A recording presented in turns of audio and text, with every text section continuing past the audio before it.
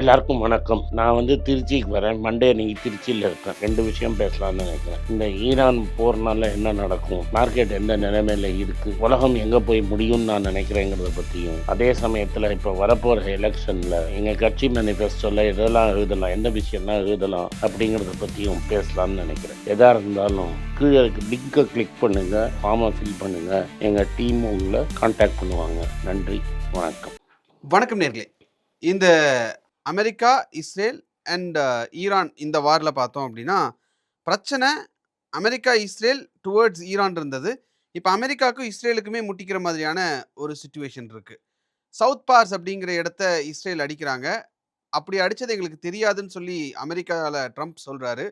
ஆனால் Israeli medias எல்லாம் என்ன சொல்கிறாங்கன்னா, ட்ரம்ப் கூட நாங்கள் பேசிட்டு நெத்தன்யாகு அதை அப்ரூவ் பண்ணதுக்கப்புறம் தான் அந்த அட்டாக்கே நடந்தது அப்படின்னு சொல்லி சொல்கிறாங்க. ஸோ இப்போ பிரச்சனை ட்ரம்ப்புக்கும் நெத்தன்யாகுக்குமா, அமெரிக்காவுக்கும் இஸ்ரேலுக்குன்னு நம்ம புரிஞ்சுக்கலாமா? ஈரானுடைய ஸ்டாண்ட் இதில் என்னவா இருக்குது? ஆனந்த் சார்ட்ட கேட்டு தெரிஞ்சுக்கலாம் வாங்க. வணக்கம் சார். சார், இந்த சவுத் பார்ஸ் ரொம்ப முக்கியமான விஷயமா பார்க்குறாங்க. சவுத் பார்ஸ் கார் ஐலண்டுன்னு ஒரு ஐலண்ட் இருக்குது. கார்கு. அந்த ஐலண்டில் தான் ஈரானோட மெயின் கேஸ் ஃபெசிலிட்டி இருக்குது. அது இஸ்ரேல் தாக்கினாங்க. இஸ்ரேல் தாக்கினோடனே கத்தரில் இருக்கிற பெரிய கேஸ் ஃபீல்டு அடித்து நான் யூஸ்ஃபுல்லாக பண்ணிட்டோம். ஈரான் பண்ணிட்டோம். இதனால் என்ன ஆச்சுன்னா 105 106 இருந்த பிரெண்ட் விலை 115 116 போச்சு.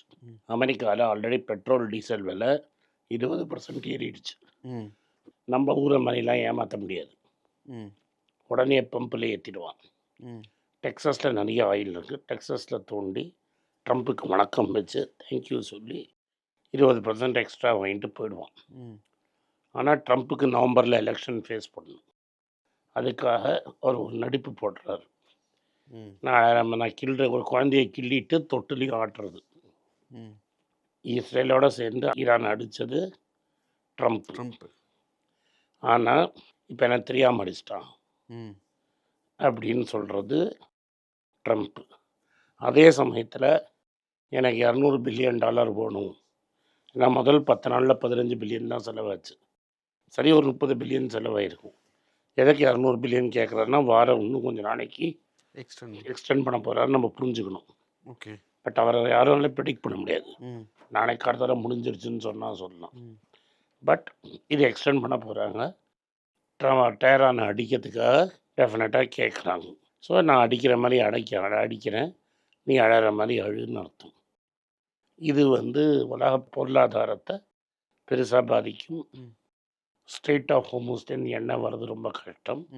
$150 வரைக்கும் போகிறதுக்கு ரொம்ப சான்சஸ் பிரைட்டாக இருக்குது. சரி, இப்போது க்ரூட் ஆயிலோட ப்ரைஸ் $150 போயிடுச்சு அப்படின்னா, அதாவது 2008 பார்த்தீங்கன்னா அதே 147 போனப்போ ஏறக்குறைய ₹52, அந்த $55 பெட்ரோல் போட்ட மாதிரி எனக்கே ஞாபகம் இருக்குது, காலேஜ் படிச்சுட்டு இருந்த டைம். இப்போது ஒரு $150 அப்படின்னு போகிறப்ப ஆல்ரெடி 102 இருக்கும் சார். இது எந்த அளவுக்கு பெட்ரோல் ப்ரைஸ் இன்னும் போகிறதுக்கு வாய்ப்பு இருக்கு? நம்ம கவர்மெண்ட்டோட பிபிஏ வெப்சைட்டில் $146 இருக்குது. எக்கனாமிக் டைம்ஸ் ஆர்டிக்கல் உனக்கு தெரியும், போட்டு காமிச்சிட்டு மக்கள் பார்க்கட்டும். ஆல்ரெடி $146 இருக்குது.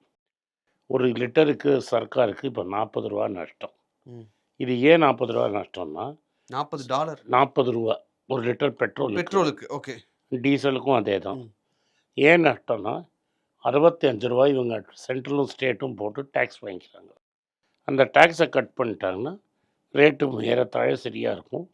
பட் அந்த ரேட் கட் பண்ணிட்டாங்கன்னா கவர்மெண்ட் போத் சென்ட்ரல் அண்ட் ஸ்டேட்டுக்கு ரெவன்யூ இருக்காது. அந்த ரெவன்யூ பற்றாக்குறையாக வேறு எங்கேயாவது டேக்ஸ் போட்டு தான் அவங்க பண்ணணும். எங்கே போடுவாங்கன்னு எனக்கு தெரியாது. ஏன்னா இத்தனை நாள் கம்மியாக இருந்தபோது மக்களின் ரத்தத்தை உரியிற மாதிரி டேக்ஸ் போட்டு உறிஞ்சின்னு இருந்தாங்க. இப்போவும் டேக்ஸை உறிஞ்சிக்கிட்டு இந்த ஹெச்பிசிஎல் ஐஓசி எல்லாம் நட்டத்தில் ஓடட்டும்னு விட்ருக்காங்க. ஸோ இது என்றைக்கு ஏப்ரல் மாதத்தில் இந்த டேக்ஸை கட் பண்ணுவாங்க, இல்லாட்டா விலையை ஏற்றுவாங்க. எதை பண்ணாலும் ஓகே. நீங்கள் டேக்ஸை கட் பண்ணால் நீங்கள் கம்பெனியை லாஸ்ட்டில் போட்டாலும் நீங்கள் கடன் வாங்கி கம்பெனிக்கு கொடுக்கணும். டேக்ஸை கட் பண்ணாலும் வேறு எங்கேயா டேக்ஸ் ஏற்றுறேன்னா ஃபிஸ்கல் டெபிசிட் ஏறி விலைவாசி ஏறும். இதை இந்தியாவுக்கு என்னென்னா, பல ஆர்டிகல்ஸோட விலை ஏறும். நீங்கள் வெறும் பெட்ரோல் டீசலை மட்டும் பார்க்காதீங்க. இப்போ எல்பிஜி பிளாக் மார்க்கெட்டில் கிடைக்குது. ம். கமர்ஷியல் சிலிண்டர் நான் சொல்கிறேன். என்ன ரூ. 25 இருந்த காப்பியை ரூ. 30 ரூ. 35 ஆக்கிடுவாங்க. ம். தோசை விலை ஏறும், சாம்பார் விலை ஏறும், இட்லி விலை ஏறும். அதை பற்றி ஜிக்கு கவலை கிடையாது. நாங்கள் வீட்டில் சமைச்சு தானே சாப்பிட்றோம் ம். அப்படின்னு சொல்லிடுவார். பல பெரிய ஐடி கம்பெனிஸில் கேன்டீனை மூடிட்டாங்க. இப்போ அந்த மக்களும் வீட்டில் இருந்து தான் சாப்பிடணும். வீட்டில் இல்லாமல் இப்போ நார்த்தில் நீங்கள் வந்து ஐடி கம்பெனியில் வேலை செய்கிறவங்க, மற்ற ஊரில் நீங்கள் ஐடி கம்பெனியில் வேலை செய்கிறவங்கன்னா என்ன பண்ணுவான்? சார் இப்போ ஒரு சந்தேகம் வந்து இப்போ க்ரூட் ஆயிலில் பெட்ரோலில் வந்து எக்ஸைஸ் டியூட்டி ஒன்று வச்சுருக்காங்க. கவர்மெண்ட் கொடுக்குற டேட்டா அப்படி பார்க்கும்போது அந்த எக்ஸைஸ் டியூட்டியோட சேர்த்துனா ஏறக்குறைய 1 லிட்டர் 140 ரூபாய்க்கு மேலே இருக்கணும். செஸ்ஸு ஃபஸ்ட்டு பெட்ரோலு, ம். பெட்ரோலோட இம்போர்ட்டு கஸ்டம்ஸ் டியூட்டி, ம். எக்ஸைஸ் டியூட்டி, செஸ் ம். ஒரு வேல்யூ வரும். அதுக்கப்புறம் ஸ்டேட் கவர்மெண்ட்டோட டேக்ஸ் வரும். ம். இப்போ இதெல்லாம் சேர்த்துனா 146 ருபீஸ்ன்னு இருக்கு வரணும். வரணும் இப்போ 100 ரூபாய்க்கு கொடுத்துன்னு இருக்காங்க. கொடுத்துட்டு இருக்காங்க. இது வந்து கவர்மெண்ட் கொடுத்துருக்கிற டேட்டா. இப்போ அவங்க எக்ஸைஸ் டியூட்டியை குறைச்சாங்கன்னாலுமே ம் திருப்பி இதே ரேட்டில் தானே சார் இருக்கும். என் பாக்கெட்டுக்கு எதுவும் பரவாயில்ல, வராது. உனக்கு ஒன்றும் இல்லை, அட்லீஸ்ட் ஏறாமல் இருக்கேன்னு சந்தோஷப்படணும். ஆனால் அங்கே பற்றாக்குறை வந்து கடன் ஜாஸ்தி வாங்கி விலைவாசி ஏறும். ஏன்னா இது வெறும் பெட்ரோல் டீசல் மட்டும் இல்லை, ம். சல்ஃபரோட விலை ஏறும். ம். சல்ஃபர் விலை ஏறுனா சல்ஃபியூரிக் ஆசிட் விலை ஏறும். ம். சல்ஃபியூரிக் ஆசிட் நிறைய இடத்துல ப்ரொடக்ஷனில் யூஸ் பண்ணுறாங்க. ம். இப்போ ப்ரோபேன் விலை ஏறும், ஃபார்மாசூட்டிக்கல்ஸ் விலை ஏறும், டோலோ இது மாதிரி எல்லாத்தோட பேராசெட்டமால் விலையே ஏறும். ம். அதுக்கப்புறம் இந்த பிளாஸ்டிக் பார்ட்ஸ்லாம் ஏறும், ஷூ, செருப்பு, எலக்ட்ரானிக்ஸு எல்லாமே விலை ஏறும். அண்ட் ரூபாவோட மதிப்பு அதிபாதாளத்துக்கு போகிறதுனால இந்த சாப்பாட்டு எண்ணெய், ம். இந்த சோயாபீனு, அதுக்கப்புறம் மக்காச்சோளம் பருப்பு, சிக்கனு இதெல்லாம் விலை ஏறும். இதெல்லாம் விலை ஏறுறது ஜென்ரலாக ஒரு விலை ஏறும். சைனாலேருந்து நம்ம இம்போர்ட் பண்ணுறதோட விலை ஏறும். சைனாவோட கரன்சி $10 விழலை. அண்ட் இன்னும் ஏன் இந்த விலை ஏறும்னா, நம்ம வந்து 70% அவர் எக்ஸ்போர்ட்ஸ் பிளாக் ஆகிடுச்சு. துபாய் இடத்துல மாட்டி நிற்குது. நம்ம இம்போர்ட்ஸ் இன்னும் காஸ்ட்லியாக இருக்குது. ம். ஸோ இந்த மார்ச் எண்டு ஏப்ரலில் வர ட்ரேட் டெஃபிசிட்டு இன்னும் மோசமாக இருக்கும். அதனால தான் சொல்கிறேன், ஏப்ரல் எண்டுக்குள்ளே 95 போகிறதுக்கு வாய்ப்பு இருக்குது. 94 கன்ஃபார்ம்டு. ஏப்ரல் எண்டுக்குள்ளே சொல்கிறீங்கன்னா அது இன்னும் 1 மாதம் இருக்கே சார். இப்போ போகிற ஸ்பீடை பார்த்தா இந்த மந்த் எண்ட்லேயே அது நடந்துடுற மாதிரியான. அதுக்கப்புறம் ஒரு 3% சேர்க்கணும்ல. கவர்மெண்ட் வந்து உங்களுக்கு மார்க்கப் போடுவான்னா பேங்க்கு. ஆமாம். ம். ஸோ ருபி டு டாலராக நான் மாற்றும் போது ஒரு 3% மார்க்கெட். ஸோ 95ங்கிறது நியர்லி 98 கிடைக்கும் உங்களுக்கு. அப்புறம் $2 தானே, செஞ்சுரி அடிச்சிடுவார். Okay sir. இப்போ வந்து ட்ரம்ப் சொல்லியிருக்கிறது திருப்பியும் ஈரான் வந்து அடிக்கிற வரைக்கும் அவங்க அடிக்காதீங்க. அப்படிலாம் சொல்லு, இந்த கேஸ் அடிக்காதுன்னு. கேஸ் அடிக்காது அதுதான். இப்போ ட்ரம்ப் டேரானில் குண்டு போட்டுன்னு இருக்கான். ம். அவன் திரும்பி எதாவது அடிப்பான். இது இப்போதைக்கு முடியாது. ஓகே. பட் ஈரான் வந்து எவ்வளவோ சீக்கிரத்தில் டக்குன்னு முடிஞ்சிரும், நான் 2 நிமிஷத்தில் இப்படி முடிச்சிருவேன் அப்படின்லாம் சொல்கிறாரு ட்ரம்ப்பு. அப்போ மொடேரோ வேற, இவன் வேற. ம். இவன் 5000 இயர்ஸ் ஹிஸ்ட்ரி இருக்கான். இவனை நான் ஈஸியாக காலி பண்ண முடியாது. Okay sir. அப்போ இதுலேயும் டேக்கோ ட்ரம்ப் தானா? இது டேக்கோ ட்ரம்ப் ஆகுது. ம். ஸோ இது ஏதாவது ஒரு எஸ்கேப் ரூட் பார்த்து, ஏன்னா டேக்கோ ட்ரம்ப் பண்ணார்னா ஆல்ரெடி 7-8 பேர் செத்துட்டான். ம். ஸோ மிட் டேர்ம் எலெக்ஷனில் தோற்றுருவார். ம். அவர் வசமாக மாட்டிக்கிட்டார். ஏதாவது ஒரு ஃபேஸ் சேவிங் ஃபார்முலா வந்தால் தான் விட முடியும்.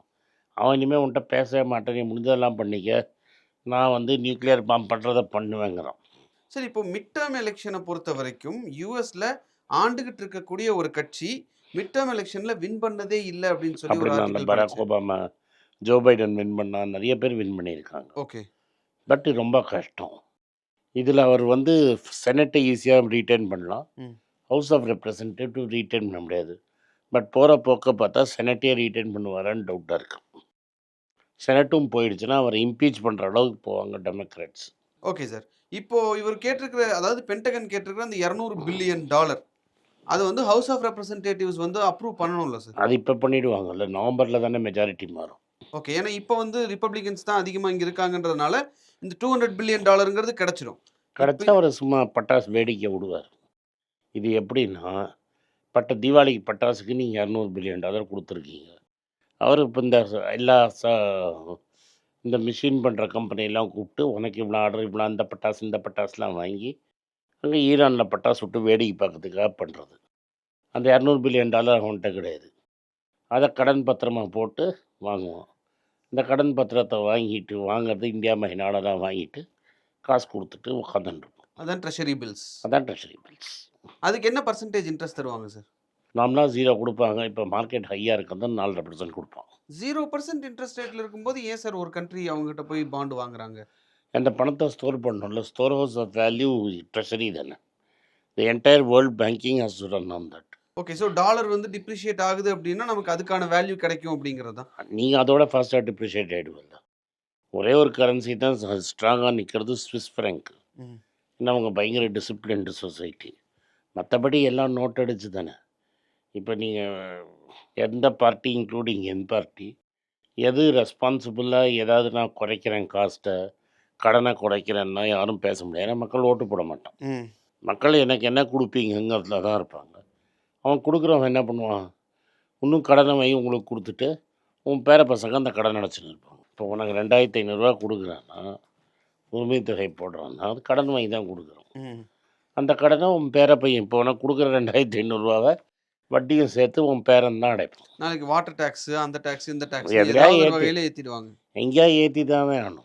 Okay sir, thank you sir. நன்றி, வணக்கம். குழந்தைங்களுக்காக ஒரு புஸ்தகம் லான்ச் பண்ணோம். அது ரொம்ப சக்ஸஸ்ஃபுல்லாக இருக்குது. யாருக்கெல்லாம் அந்த புஸ்தகம் வேணுமோ எங்கள் டீமுக்கு கான்டாக்ட் பண்ணுங்கள். கீழே இருக்கிற நம்பர்லேயும் வெப்சைட்லேயும் கான்டாக்ட் பண்ணிங்கன்னா உங்களுக்கு அந்த புஸ்தகத்தை நீங்கள் வாங்கிக்கலாம். மற்ற எங்கள் புஸ்தகமும் அவைலபிள். எங்கள் வெப்சைட் மூலமாகவும் வாங்கலாம். கீழே இருக்கிற வாட்ஸ்அப் நம்பர்லேயும் மெசேஜ் அனுப்பலாம். நன்றி, வணக்கம்.